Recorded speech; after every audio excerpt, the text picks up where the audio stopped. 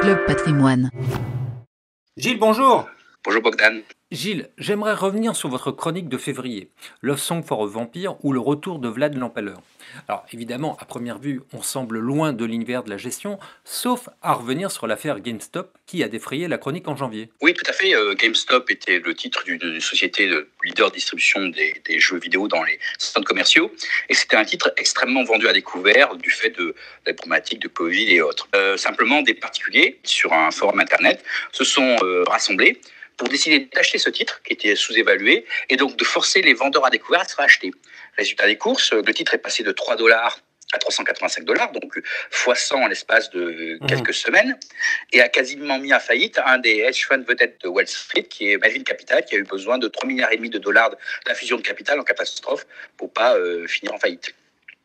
Eh bien justement, Gilles, ça corrobore un peu votre conclusion où vous écrivez que les fondamentaux sont comme la gravité, on peut s'en affranchir temporairement, mais ils finissent toujours par redescendre sur Terre.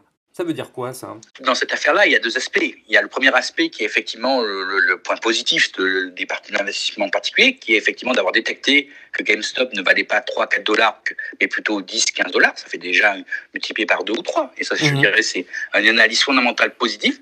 Et après, il y a l'aspect plus sombre, le retour du casino, où les gens ont pris cette valeur de 15 $ et l'ont envoyé à 385 $ sans aucune raison. Si ce n'est que, effectivement, l'enthousiasme, les tweets d'Elon Musk.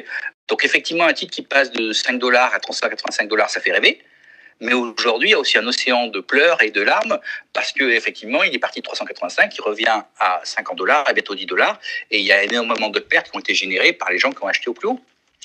Donc les fondamentaux comptent pour les bonnes idées et pour les mauvaises idées. D'accord, alors quels sont les bons fondamentaux pour vous aujourd'hui ? C'est le pétrole. Nous, en 2020, l'anomalie la plus importante qu'on avait détectée en 2020, et c'est une année où il y a eu beaucoup d'anomalies, c'est les prix négatifs du pétrole en avril. Après, le pétrole s'est stabilisé autour de 10-20 $, et aujourd'hui, il est à 60 $.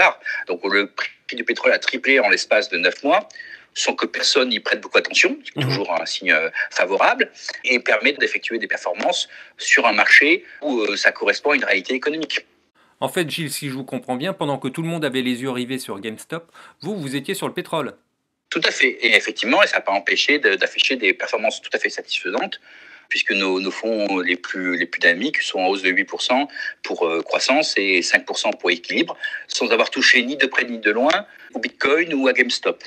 Gilles, merci et j'invite vraiment tous nos auditeurs à lire vos chroniques mensuelles. Ils y découvriront notamment la différence entre un short squeeze et un gamma squeeze. Mais je ne vous en dirai pas plus. Gilles, encore merci. Merci Bogdan.